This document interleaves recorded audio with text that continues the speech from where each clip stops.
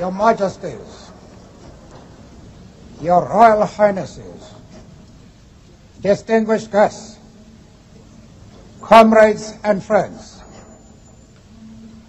today all us do, by our presence here and by our celebrations in other parts of our country and the world, confer glory and hope to newborn liberty.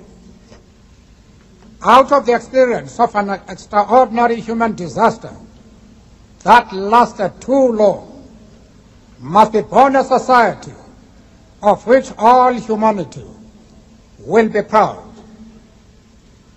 Our daily deeds as ordinary South Africans must produce an actual South African reality that will reinforce humanity's belief in justice, strengthen its confidence in the nobility of the human soul, and sustain all our hopes for a glorious life for all. All this we owe both to ourselves and to the peoples of the world who are so well represented here today. To my compatriots, I have no hesitation in saying that each one of us is as intimately attached to the soil of this beautiful country as are the famous jacaranda trees of Pretoria and the mimosa trees of the Bushveld. Each time one of us touches the soil of this land, we feel a sense of personal renewal. The national mood changes as the seasons change.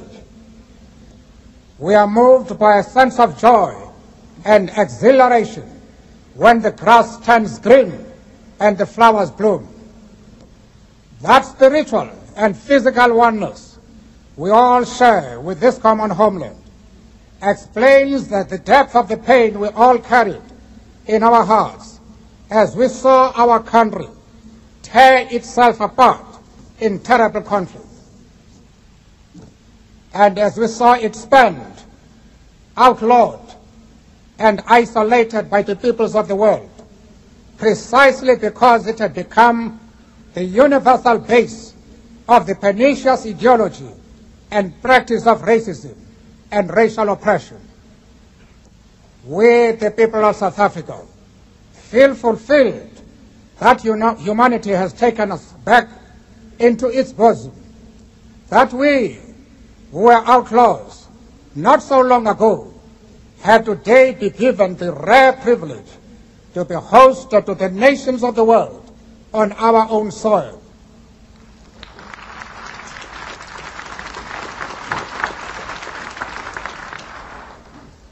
We thank all our distinguished international guests for having come to take possession with the people of our country what is, after all, a common victory for justice, for peace, for human dignity. We trust that you will continue to stand by us as we tackle the challenges of building peace, prosperity, non-sexism, non-racialism, and democracy. We deeply appreciate the role that the masses of our people and their political, mass democratic, religious, women, youth, business, traditional and other leaders have played to bring about this conclusion. Not least amongst them is my second Deputy President, the Honorable F.W. de Klerk.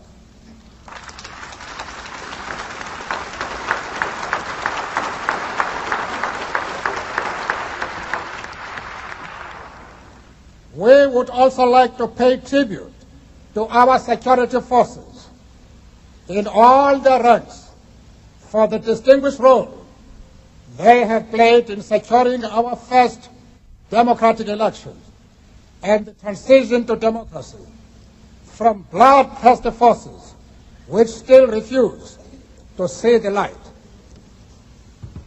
The time for the healing of the wounds has come. The moment to bridge The chasms that divide us has come. The time to build is upon us. We have at last achieved our political emancipation. We pledge ourselves to liberate all our people from the continuing bondage of poverty, deprivation, suffering, gender, and other discrimination. We succeeded to take our last steps to freedom in conditions of relative peace. We commit ourselves to the construction of a complete, just, and lasting peace. We have triumphed in the effort to implant hope in the breasts of the millions of our people. We enter into a covenant that we shall build a society in which all South Africans, both black and white, will be able to walk tall without any fear in their hearts, assured of their inalienable right to human dignity, a rainbow nation at peace with itself and the world. As a token of his commitment to the renewal of our country, the new interim government of national unity will, as a matter of urgency, address the issue of amnesty for various categories of our people who are currently serving terms of imprisonment. We dedicate this day to all the heroes and heroines in this country and the rest of the world who sacrificed in many ways and surrendered their lives so that we could be free. Their dreams have become reality. Freedom is their reward. We are both humbled and elevated by the honor and privilege that you, the people of South Africa, have bestowed on us as the first president of a united, democratic, non-racial, and non-sexist South Africa to lead our country out of the valley of darkness. We understand it still that there is no easy road to freedom. We know it well that none of us acting alone can achieve success. We must therefore act together as a united people for national reconciliation, for nation building, for the birth of a new world. Let there be justice for all. Let there be peace for all. Let there be work, bread, water, and salt for all.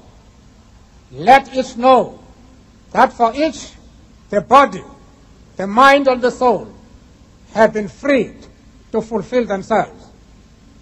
Never, never, and never again shall it be that this beautiful land will again experience the oppression of one by another and suffer the indignity